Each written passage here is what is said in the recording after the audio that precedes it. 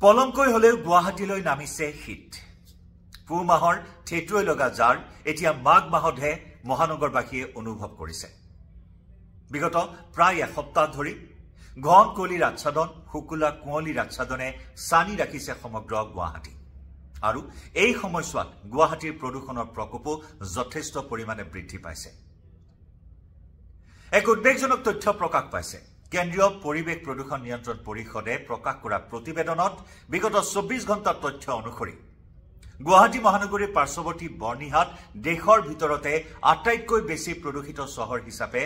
তালিকাৰ শীৰ্ষত আছে আনহাতে সমগ্ৰ দেশৰ ভিতৰতে গুৱাহাটী আছে প্ৰদূষণৰ দিশত পঞ্চম স্থানত এই সময়ছোৱাত অৰ্থাৎ বিগত 24 ঘণ্টাত বৰ্ণিহাটৰ বায়ু সূচাংকৰ মান অৰ্থাৎ AQI হৈছে 362 ইফালে গুৱাহাটীৰ AQI হৈছে 258 যেনেকৈ দিল্লীৰ AQI কো চেৰ পেলাইছে বৰ্ণিহাটৰ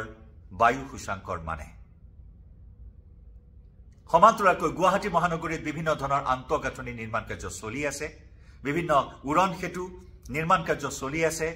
একে সময়তে অট্টালিকা নিৰ্মাণ কাৰ্য চলি আছে আনহাতে ব্ৰহ্মপুত্ৰৰ ধূলি মাকতি উৰি আহিছে মহানগৰীৰ বুকুলৈ গতিকে এনেকুৱা এটা পৰিৱেশত